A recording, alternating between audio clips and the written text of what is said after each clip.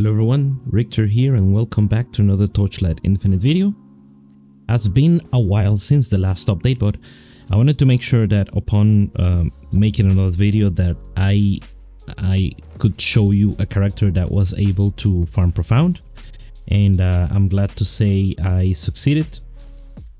Not only that, I'm doing that without having too much of her priceless gear set up at the moment. So I think this is something that is fairly achievable. Now, is it cheap? I wouldn't really say so. So Void Seas are quite expensive, but we're not using Troublemaker, which is the other expensive helmet. But I think outside of miniature Void Sea, I think it didn't take too much to make the character work. There was just a lot of testing from my part to try up different setups, try to come up with the optimal supports in the minion, and this is what I want to talk about in this update. I'm not going to go over all of the gear, because for that you can look at the build code yourself and see what I picked there, but I want to go over the important things. So Miniature Void Sea is one of the best items you can get. It's probably one of the most cost-effective upgrades, because you can gamble 2k FE trying to hit your T1 mods in your priceless items and fail, whereas for the Void Sea you just buy it and then you maybe attempt to corrode it and fail like I do every season. But you know, it's an upgrade that is basically guaranteed. Now, in order to shift from using Void Seas, you need to have synthetic troops, because you need to increase the count of minions.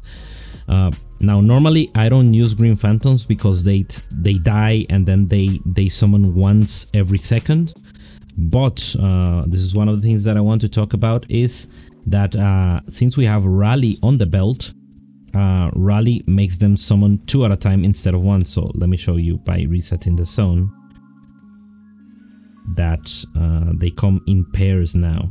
See? So 2, 4, 6. So it takes 3 seconds to max out on Green Phantoms instead of the usual 6. This to me makes them way more bearable and way more consistent to use. Now this is great for us because machine guards, now it might seem insignificant, but they are dealing damage, and if you 6 link them, they are gonna do a non-zero amount of DPS for you. Now I'm using them mainly as supports, but let me show you how much damage they do. It's not huge, but you know, it adds up. So and if we move, the miniature Void Sea is gonna cast the spell of the Green Phantoms every time it's on cooldown. So you know, it adds up a little bit of extra damage. So I think there is a little bit of value of using the Green Phantoms instead of the Spider Tanks and the Machine Guards. And one of the great things is that we can support them with Grudge. The Machine Guards, as far as I know, Machine Guards and Green and Spider Tanks cannot apply Grudge, but the Green Phantoms can. So you can outsource the Grudge to then change the supports. Now in terms, I think this is what I have arrived to be the most optimal damage setup.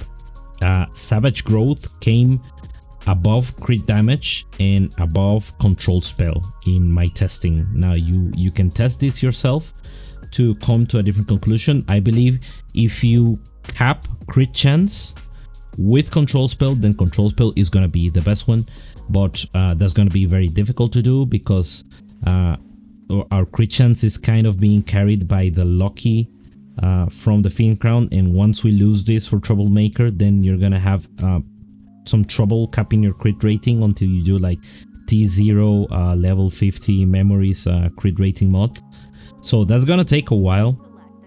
And for context, this is the crit chance that we have right now with Horn Ring alongside the like our base crit chance. So after the Horn Ring triggers, we get to 74%, and that happens every time Dazzling Bloom is triggered.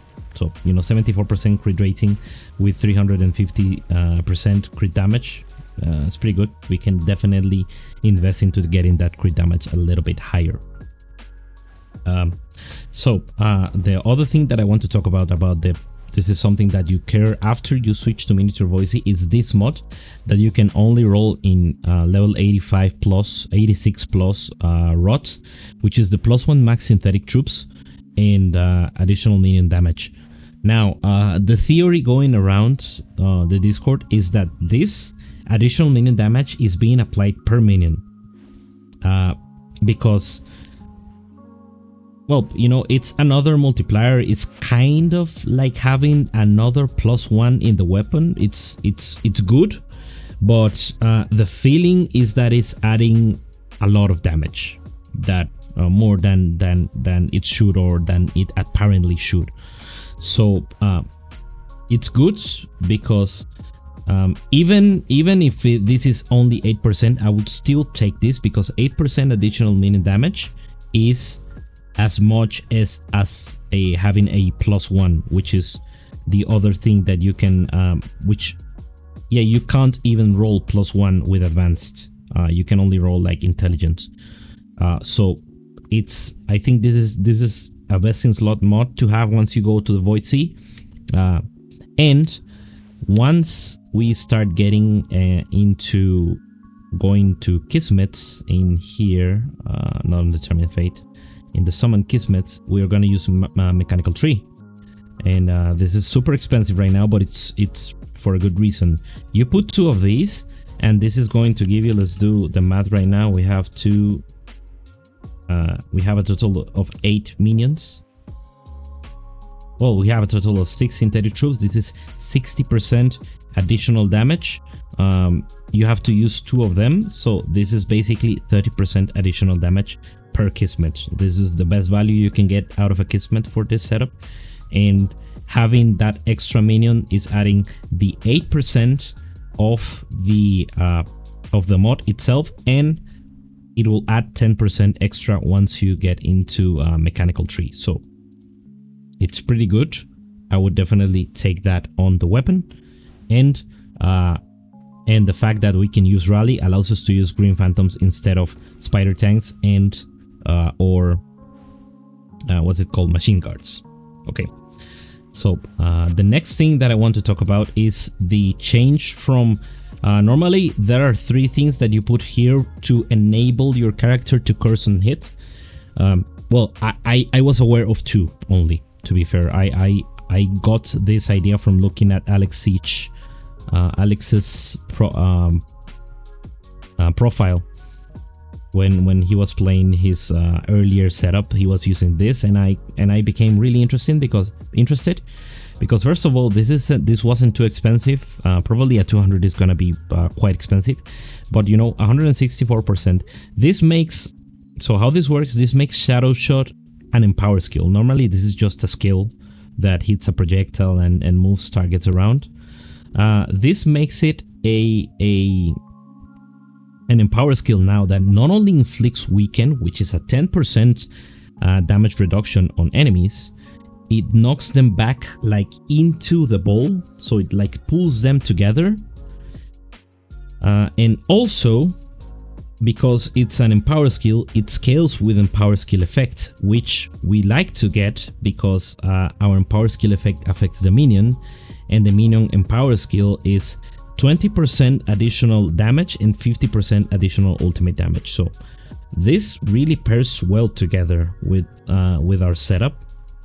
And then, so it's a debuff of 4 seconds, and it's 10% additional erosion hit damage taken. So this wouldn't work if we were doing elements, but we're not. So 10% additional hit erosion damage taken by the enemy, scaled with the empower effect. So if we do some quick math, so the 3 stacks of Well Fought Battle plus the 12% that I have here on the candle, plus the 164% multiplied increased empower effect gives us around 35% additional damage taken from enemies, which puts it I think slightly below Haunting A-Bombs, or no, it's slightly above Haunting Abomination, and it probably is still worse than Shackles of Malice once you have 2 curses, but only once you have 2 curses, which is gonna be extremely expensive to do. So I think before double curse, so after double curse, Shackles of Malice is the best. Before double curse, and maybe even after, if we scale Empower effect through like Source and double Empower Candle, this is going to be BIS, and I can get 30% more multiplier here to get it to like 37 to 40%, something like that. And maybe you can 5 link it here to get like I don't know, something different. But yeah, that is the other change. So I already talked about the support, the candles. I tested growth versus Empower effect. Empower effect is slightly better damage. Now, the reason that I bought a growth candle is because Troublemaker, before you corrode it, has a negative 3% cast speed multiplier for minions. Now, our minions don't care too much about cast speed. Cast speed doesn't affects them as much, because this trigger rate is as much as it's a little bit lower than their current ultimate cooldown, which means that you will reliably always have the ultimate every 1.4 seconds going off. And since we're not doing enhanced skill, because their enhanced skill has almost the same base damage as the base skill, it's 62% more. The skill is 100%, so it's just slightly better. So we're not going to enhance skill. That means that the casts between their ultimate don't really matter. They will always use the ultimate on cooldown. So it doesn't matter what they're doing in between those 1.6 or 1.7 seconds that we have a cooldown right now. They'll always use the ultimate, and that's the only thing that we care about. So that is all to say that I have this candle now. I may get rid of it once I get into Troublemaker, but I will not buy Troublemaker until I have my priceless weapons with at least T2 ultimate mods and the rest tier 1. So before switching to, at least for me, this is based on what I tested last season when I bought Troublemaker early, and it was worse than the Fiend Crown. I was missing like crit rating rolls. I didn't have like enough crit damage. I didn't have enough cast speed to overcome the penalty. The penalty was 6% additional per growth. Right now is half of that. So yeah, I think Troublemaker is a much later thing to get. So take that as you will. So for the candles, don't go out of your way to get this. It's gonna be very expensive. I think this is something that you should definitely get. Less damage taken and power channel stacks. And I would honestly do like 2 times these if you don't really care about the barrier radiance. If you're using like Light Hunter belt or something else that is solving the recovery for you, or if you're going life base, then you don't need barrier of radiance, of course. And then you can get 2 times this candle, and that's probably gonna be better than what I currently have here. This is not set in stone. I still need to do more testing on this, but you know, candles are expensive. It's very hard to test candles. The other segue is that you will notice that I pretty much ditch the cast speed completely from the build, and that comes down to what I said before, that the minions don't really scale too well with cast speed. However, we do, but I'm counting on having this mod in my priceless weapon while I farm like 10,000 FE to maybe try to get one of the tier 0 sequences. And before that, so let me show you the difference of, look at how fast that is casting, right? Now let me get rid of this one. So this is the other reason why I haven't really gone out of my way to get more minimum channel stacks. You see, it's, I would say, twice as fast with the 1 cast speed mod. So this is solving the uptime of nourishment yeah, of nourishment for us. So that's why I removed the cast speed for me and the minions. I didn't notice any loss of damage from that, and quite the opposite, because I decided to put those points into more additive minion damage and more crits. So I removed some of these crits because but I might put them back, like get rid of the additive damage and get back to getting more crit damage, more crit rating. But the issue is that most of these crit damage notes are terrible. Like 3 points for 15% crit damage is kind of bad. Compared to this is 15% per point, 45% crit damage, and the best one I think it's here in Warlock. Here you can get 14% per point. It's very, very good. So the rest of the crit notes are pretty mediocre. So that's why I went into like ultimate damage here, ultimate damage here. This is a lot of additive damage, so I think we have more than enough additive damage. So maybe, you know, shifting around some points into more crit damage is ideal. Now the slates, I had a square here and then another one here, another one of these here. What I did is I basically got the legendary mods that I had in these slates and replaced them with just the mod and some extra things from Starlight. So +1 extra energy shield, then energy shield start charge. This is very important because we don't have 4 start, so we need some way of having the energy shield start charging for us. And then +2 max energy shield per 5 intelligence. Realistically, how much this is giving me is probably... Okay, that is because I think my auras are disabled. Okay, there you go. So 7.8k goes to... It's a little bit. We don't have too much intelligence at the moment. It's around 300 energy shield. Take that as you will. Probably a percentage ES here is better, like a 10% ES with blur gain. It's gonna be better than that, I would say. But you know, I wanted this mod for some reason, so I got it. Then, you know, +1, double +1 is gonna be better, but I don't want my build to fall and die in the maps.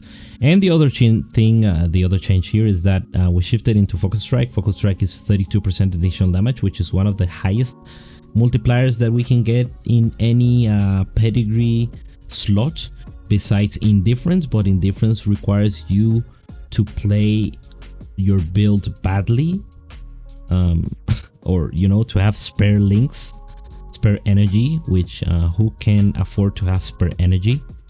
So yeah, Indifference can go up to 50%, but I cannot afford to do a setup like that, so I decided to instead get Focus Strike, which is 32% without having to change too many things around. This comes better. This comes I found to be better than Mighty Guard. So I'm just doing isomorphic arms here in the tree and just ditch Mighty Guard completely. But this is because with the armor that I have 400 base growth, and it goes to about 500 with Savage Growth, which kind of offsets the loss of Mighty Guard. So you might not have the same result as I did by making this change unless you have like that same 400 base growth. Okay, how are we generating barrier? Barrier is generated here through the necklace mod. This was very much worse because I had a candle with orders to use Shrink Back.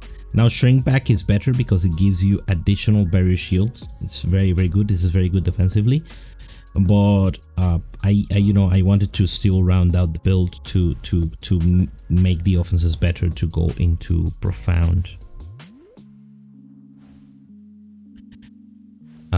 Now the other change that I did is I changed to Horn Ring, and this is why I dropped most of like the crit rating notes on the tree and opted to get more additive damage. Again, that might be a mistake. It might be better to just keep those crit notes and, you know, get more damage that way. Maybe what I wanted to make sure that I had in the Horn Ring is that I wasn't taking additional damage because I don't want to die. Now this can go up to, or yeah, up to 500 less damage taken. That's what I would aim for. I tried to find a double corrosion. There wasn't any for horn rings, at least on sale at that point. But I gotta be honest, this ring does two things, and you will notice here. Look at how the minions are moving. They just like teleport around, and if something moves in their vicinity, they just decimate it. And look at how they move without the ring. They seem much more passive. They are like, they went from berserk annihilation machines to like bunnies following you around. So maybe we cannot drop this ring. I think it does something to the minion AI to like turbocharge them into clearing machines. So maybe this is gonna be set in stone here, and you want a double corroded horn ring for the rest of the league. You know, subject to change, but it sure seems that way. So that leaves us with only one slot here to get like the additional growth. That will leave us with 3 slots for growth. This is still pending because it might be the case that we still want to use Winter of Origin. Winter of Origin is quite expensive at the moment though, so that's why I haven't bought it.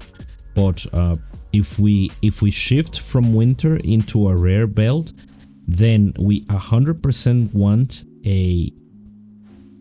Probably we will want the basic sequence with initial growth, or we will have to invest into growth kismets, which will be quite expensive. But you know, it will be a balancing act of sorts that you have to do to get all those things to align perfectly. And now I changed my aura from elemental resistance to energy fortress. To me, this feels, even if my reses aren't capped, it feels like I have more survivability now. This is probably due to the extra energy shield that I'm getting adding up to the barrier, giving me more EHP to not get one shot. And then the barrier of radiance has like a higher threshold of recovery to start from low energy shield. So low energy shield status I think is below 30%, unless I'm mistaken. Low. Okay, we'll have to look it up here. Low.